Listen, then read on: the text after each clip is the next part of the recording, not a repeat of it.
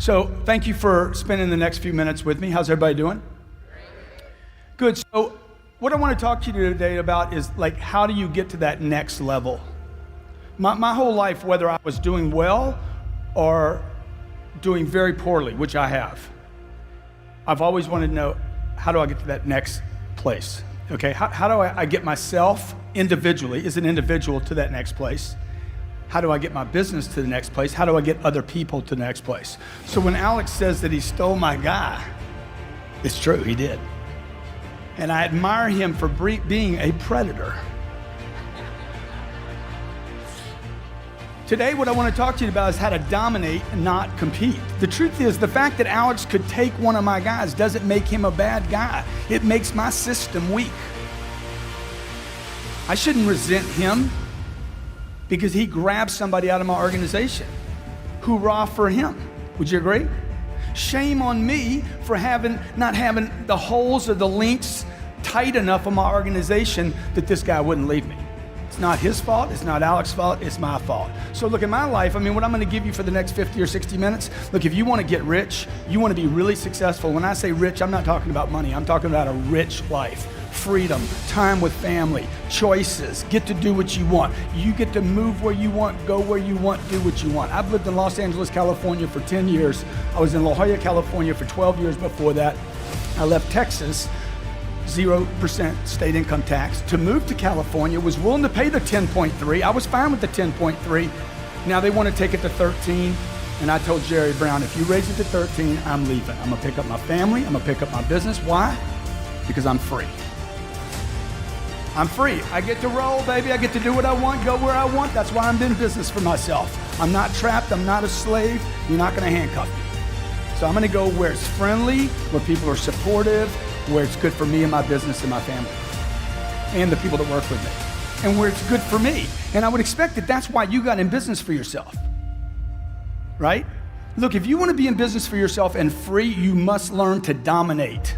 You cannot compete. Okay, how many were trained this? Competition is a healthy thing. That message was not being delivered to entrepreneurs.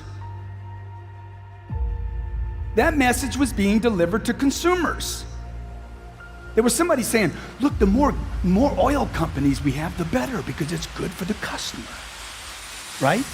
The more technology companies we have, it's not just Microsoft, the better for the customer. And inventions and improvements in products comes from competition. But if you're the one playing the game, you want to dominate the field.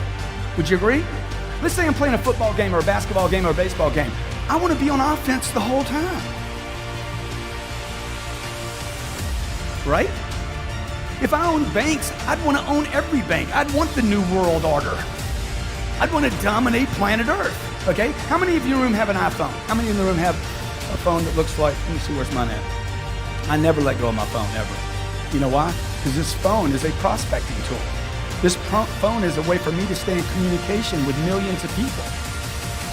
This is not a phone anymore, right? When Steve Jobs got into the business of printing phones, do you know what his company told him?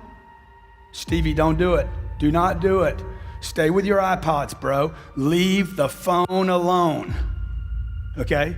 He's like, I'm gonna make a phone so sexy. Do y'all know this story? I'm gonna make a phone so sexy that people will wanna lick the buttons off the phone. How many of you have an Apple product, an iPhone? How many of you have licked your phone? Okay? Most of you in a room bought that phone in the last 5 years. You bought it through the single worst contraction in the history of the United States, and you spent $500 on it, plus the $125 you spend every month, right? You got about $2,000 wrapped up in a phone, and you haven't even considered what you paid for that phone. And you don't use it. You don't use it properly. And I'm telling you, if you don't have a piece of technology like this, it's impossible for you to dominate. Impossible. This is called a smartphone. If you don't have a smartphone, what kind of phone do you have? That would be a dumb phone, right? I got a dumb phone. I got one of those old Blackberries. All I can do is email with it. Dude, you want this thing to do everything. You want this thing, I want to be everywhere, all at the same time. That's freedom. Okay? So look, I want to talk to you about domination, not competition. And I don't want to talk about you dominating other people physically. I want to talk about dominating space by using things like Twitter and Facebook and LinkedIn and Google Plus and blogging and becoming an expert in your field to where when somebody thinks about your business, your picture comes up.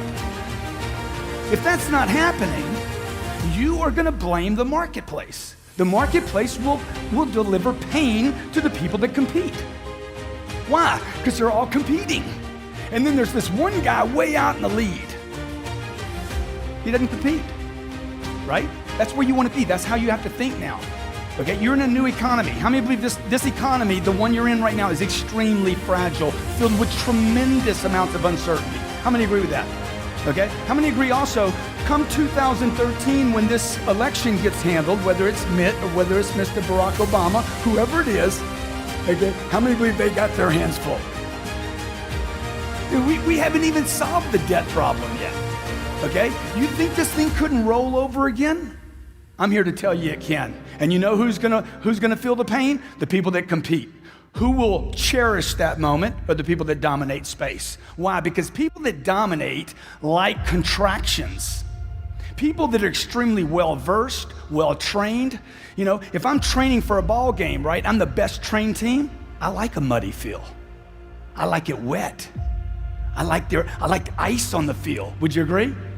Because my competition is not as well-trained. I want to dominate space. I actually look for opportunities of contraction. Trust me, folks, in your lifetime, you're going to see another contraction more severe than the one you saw in 2007. More severe. Does that scare you? It scares me. It scares me enough to say, hey, buddy, you better get busy. I was 51 years old when Lehman's collapsed, okay? Let me see, is that right? No, I was 49 years old when Lehman's collapsed. I had never written a book in my life. It was on Thursday afternoon, it had been made clear that Bear Stearns and Lehman's were done. Okay, on that day, I started writing a book. By Sunday, I was finished with this book. I wrote the chapters between Thursday and Saturday. Okay, on Sunday, I started writing the book. In 3 hours, it was finished. This book is about, on that day, I wrote, all people on planet Earth became salespeople when Lehman's collapsed because money wasn't available anymore. Who did well? How many people just got wiped out of real estate? The pretenders did. Right? The guy that was at Pizza Hut and now he got in the mortgage business, he can't make 700 grand anymore, can he? Truth is, he never deserved the 700. See, the marketplace will always discipline people that aren't prepared.